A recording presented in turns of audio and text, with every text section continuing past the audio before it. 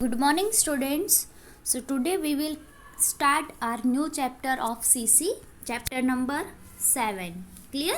इस चैप्टर में हम लोग देखेंगे कि जो आपको गुड्स मिला है वो आपने जैसा मंगवाया था वैसी क्वालिटी का नहीं है। ऐसे क्वेश्चंस इस चैप्टर के लेटर्स में आ सकते हैं। तो पहले देखते हैं कि वो when does the need for claims complaint letter arise, यानी कब आपको कंप्लेंट लेटर लिखने की ज़रूरत पड़ती है। First, there is a delay from the seller to deliver goods as per order placed, यानी कि यहाँ पे डिले हुआ हो तो उस टाइम पे आप कंप्लेंट लिख सकते हो कि आप एक्यूरेट नहीं हो, आपको जब बोला जाए उस टाइम पे आप गुड्स नहीं सेंड कर रहे हो। एक बार नहीं, 2-3 बार हुआ हो तब आप ऐसा उनको बोल सकते हो। Clear? Next, the weight of goods receive is less, आपने जितना वेट का बोला था उससे कम वेट का गुड्स आपको मिला हो तब आप कंप्लेंट लेटर लिख सकते हो। Third, goods sent by the seller are of inferior quality than the sample shown, यानी आपको जैसा सैंपल सेंड किया था, जैसा सैंपल आपको भेजा था उसके हिसाब से, उसके जैसा अभी आपको जो गुड्स रिसीव हुआ है वैसी क्वालिटी का नहीं है। यानी आपको जब सैंपल मिला होगा तो सैंपल को देख के ही आपने ऑर्डर किया होगा, लेकिन जैसा सैंपल था वैसा ऑर्डर में गुड्स नहीं आया है, तब आप कंप्लेंट लेटर लिख सकते हो। Next, the goods sent are totally of different kind from the goods shown in the sample, यानी आपने टी शर्ट मंगवाया था लेकिन आपको मिला है शर्ट, यानी जो आपने बोला था उसका बहुत ही ज़्यादा ऑपोजिट गुड्स आपको मिला हो तब आप कंप्लेंट लेटर लिखोगे। नेक्स्ट, आइदर इन ट्रांजिट और due to improper packing goods are damage, यानी आपने क्रॉकरीज मंगाई हो तो क्रॉकरी को आपने जब मंगाया तो बहुत ज़्यादा डिस्टेंस होगा ट्रांसपोर्टेशन का, तो उस टाइम पे वो डैमेज हो गई, क्रॉकरी टूट गई, तो आपके पास जब वो क्रॉकरी आएगी तब तक तो वो टूटी हुई आएगी, तो उसका कोई मतलब नहीं है क्योंकि वो टूटी हुई क्रॉकरी कोई नहीं परचेस करना चाहेगा। क्लियर? तो आपका ही लॉस होगा। तो ऐसे टाइम पे आप उनको लेटर लिखोगे, कंप्लेंट लेटर, कि आपने अच्छे से पैकिंग नहीं किया था तो आपका जो गुड्स है वो डैमेज हो गया, यानी हमको लॉस हो गया। तो ऐसा आप कंप्लेंट लेटर उनको लिख सकते हो। Next, the price in the invoice shows, invoice यानी bill, variation from the price fixed when order was placed, यानी जब ऑर्डर दिया था उस टाइम पे जो प्राइस आप लोगों ने कंफर्म की थी उसके हिसाब से ये जो बिल होता है उसके अंदर प्राइस नहीं है। यानी आपने बोला था कि 500 की ये चेयर है वो हमको चाहिए, लेकिन जब ये चेयर आपके पास पहुंचती है और आपके पास जब बिल आता है तो उस टाइम पे वो चेयर की प्राइस हो गई थी 550।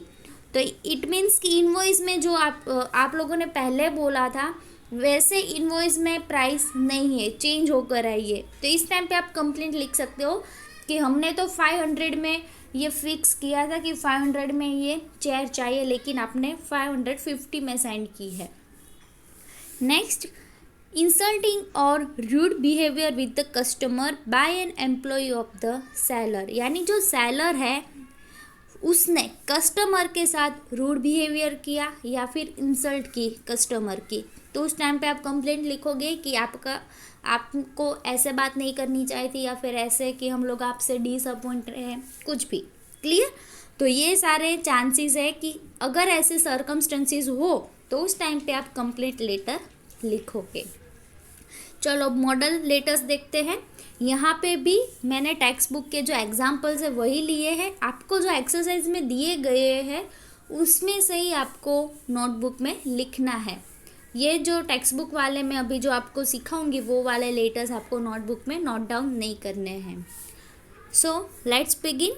Our first letter is on behalf of Shilpa Emporium Isanpur, draft letter of complaint to Saheli Saree centre सूरत, पहले आपको पूरा क्वेश्चन रीड करना है, फिर यही देखना है कि सेंडर कौन है और रिसीवर कौन है। Clear? Regarding the goods received are of the inferior quality and not the same as showed as sample. Okay, अब वापस देखते हैं कि कौन सेंडर है और कौन रिसीवर। ऑन बिहाफ ऑफ, किसके बिहाफ में आपको लिखना है? शिल्पा एम्पोरियम के बिहाफ में आपको लेटर लिखना है, यानी सेंडर कौन हुआ? शिल्पा एम्पोरियम, जो कि है ईसनपुर, और ईसनपुर आया अहमदाबाद में। यहाँ पे नहीं लिखा, लेकिन ये एरिया का नेम है, आपको पता होना चाहिए, ईसनपुर। जैसे कि सूरत में आप लोग वराछा देख लो, अडाजन देख लो, वैसे। क्लियर? ईसनपुर है अहमदाबाद में। Draft letter of complaint to, यानी ये जो शिल्पा है वो लेटर लिख रहे हैं, और लेटर किसके बारे में? कंप्लेंट है, और वो कंप्लेंट किसको कर रहे हैं? सहेली सैर सेंटर को, जो कि है सूरत में।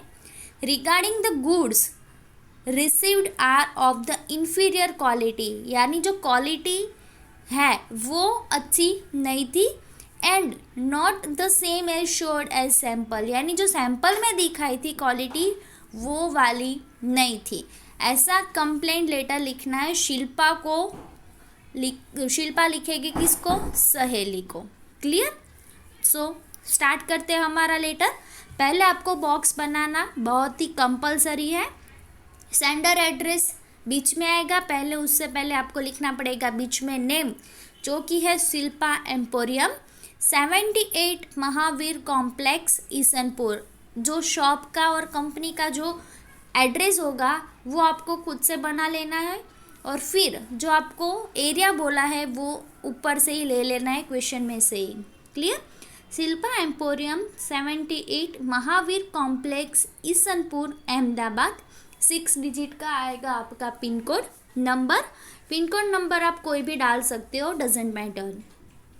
लेफ्ट साइड पे आपको लिखना है phone number and email ID. Email ID जो है वो आपको सेंडर जो नेम है उससे रिलेटेड लिखना है। जैसे कि यहाँ पे लिखा है शिल्पा एम्पोरियम @yahoo.co.in। हो गया। बीच में आएगा sender's name and address, left side पे होगा phone number and email ID, उसके सामने यानी राइट साइड पे आएगी डेट 20 अक्टूबर 2016। इट मीन्स पहले आपको लिखनी है date, then month and then year. ये लाइन में ही आपको लिखना है। उसके बाद 1 लाइन स्किप करनी है। लेफ्ट साइड पे आपको लिखना है receiver's name and address. Name जो है वो क्वेश्चन में दिया होगा, एड्रेस नहीं दिया हो तो बनाना है, लेकिन अगर एरिया का या फिर सिटी का नेम दिया है तो वो आपको क्वेश्चन में ऐसे ही लिखना है, आपको खुद से बना के वहाँ पे नहीं लिखना है। लिखते हैं तो फिर Saheli Saree Centre 31 Navkar market Ved road Surat. 6 digit का पिन कोड नंबर कोई भी। ये हो गया हमारा receiver's name and address. Then 1 line skip करनी है, बीच में लिखना है सब्जेक्ट। ये लेटर लिखने का पर्पस आपका क्या है वो आपको 1 लाइन में लिखना है। Clear? Subject complaint regarding inferior goods, यानी आपको जो गुड्स मिला था वो आपने जैसी क्वालिटी का देखा था सैंपल में वैसा नहीं है। उसके बाद 1 लाइन स्किप करो। सब्जेक्ट के बाद लेफ्ट साइड पे लिखो डियर सर, रिस्पेक्टेड सर और मैडम, फिर कॉमा। वापस 1 लाइन स्किप करनी है, थोड़ा मार्जिन से दूर यानी पैराग्राफ करके लिखना है। We placed an order for saris through the letter dated 5 October 2016, यानी हमने साड़ी का ऑर्डर दिया था 5 अक्टूबर को। अभी लेटर हम लोग लिख रहे हैं 20 को। क्लियर? 5 को हमने ऑर्डर दिया था। Then second para, we have received the parcel sent by you but the quality of goods is found of inferior standard, यानी हमने आपका पार्सल रिसीव किया लेकिन गुड्स की जो क्वालिटी थी वो स्टैंडर्ड नहीं थी। The quality of cotton silk sarees showed to us as sample and the sarees sent do not match with the goods sent in respect to the proportion of silk. Moreover, the lower border of the sari is small in size. यानी जैसा हम लोगों ने sample में देखा था वैसी साड़ी, ये कॉटन की जो सिल्क साड़ी है वैसी नहीं थी, और जो साड़ी की नीचे वाली जो बॉर्डर होती है ना वो स्मॉल साइज की आई है, जो कि थी थोड़ी ब्रॉड, लेकिन आई है स्मॉल साइज की। Our clients are very particular and choosy regarding their selection. हमारे जो क्लाइंट है वो बहुत ही चूजी है, यानी वो छोटी छोटी बात को भी मैटर करते हैं, ऐसे लोग हैं। It is not possible for us to sell such saris, यानी ये पॉसिबल ही नहीं है कि ये वाली जो साड़ी आपने सेंड की है वो वाली साड़ी सेल हो सके। Please make arrangements to take the goods back और we may try to sell such inferior quality goods at 35% discount if you permit. यानी ऐसा अरेंजमेंट करो कि ये आपका जो गुड्स है वो आप वापस ले जाओ, और ऐसे ट्राई करो कि इन्फीरियर क्वालिटी का गुड्स हमको मिले और 35% के साथ। Next para, prompt reply is expected, यानी हो सके उतना जल्दी रिप्लाई देना, ऐसे ही हम एक्सपेक्टेशन रखते हैं। यहाँ पे थैंक यू लिखो तो अच्छी बात है, नहीं लिखो तो भी चलेगा, कंप्लेंट लेटर में सिर्फ। राइट साइड पे आपको लिखना है yours faithfully, yours sincerely. Signature करने के बाद आपकी डेजिग्नेशन कौन सी है वो लिखनी है, यानी आपकी पोस्ट, आप मैनेजर हो, आप ओनर हो, जो भी हो वो वहाँ पे लिखना है। नेम लिखो तो भी अच्छा रहेगा। क्लियर? ये हो गया हमारा फर्स्ट कंप्लेंट लेटर।